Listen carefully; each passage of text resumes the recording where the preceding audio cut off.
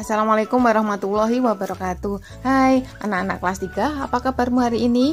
Alhamdulillah, luar biasa. Semoga kalian selalu sehat, cerdas, dan ceria.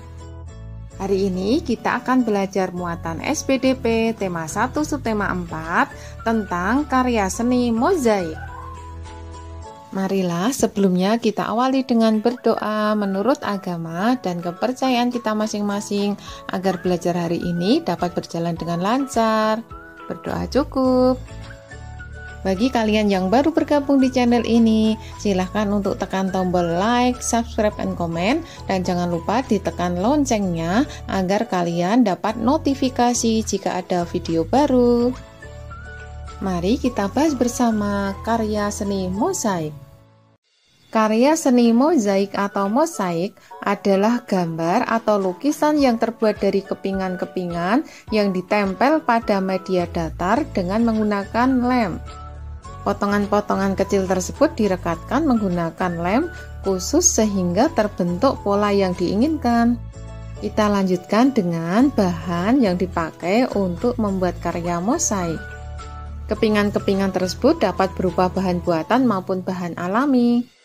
Bahan alami yang digunakan untuk membuat antara lain bisa daun, batu, kayu, bisa juga menggunakan cangkang telur.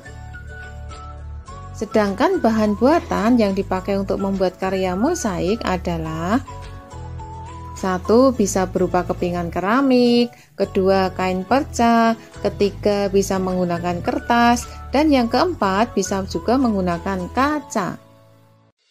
Terus, apa bahan dan alat yang digunakan untuk membuat karya ini?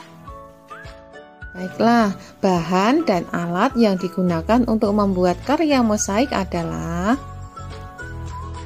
pertama, pola gambar atau desain agar gambar mosaik lebih menarik. 2. Pensil untuk menggambar pola. 3. Alat pemotong, bisa cutter, gunting, dan sebagainya.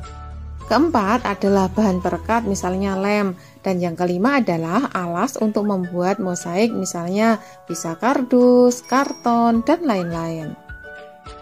Ada 5 fungsi dari seni karya mosaik. Yang pertama adalah fungsi praktis estetis, yang kedua fungsi ekspresi, dan yang ketiga adalah fungsi edukatif. Fungsi edukatif mosaik adalah karya seni rupa dapat membantu meningkatkan kemampuan fungsi motorik, daya pikir, daya serap, emosi, cita rasa, keindahan, dan kreativitas. Fungsi selanjutnya adalah fungsi psikologis, dan yang terakhir adalah fungsi sosial. Mozaik juga dapat berfungsi sosial, yaitu sebagai sarana untuk pengembangan kebudayaan, sehingga dapat menjadi hiburan dan edukasi bagi masyarakat kita. Bagaimana cara membuat karya mozaik itu? Caranya adalah berikut ini. Tentukan tema yang akan digunakan dalam karya, terus siapkan bahan yang dibutuhkan sesuai dengan tema yang diinginkan. Ketiga, menyiapkan peralatan untuk membuat mozaik.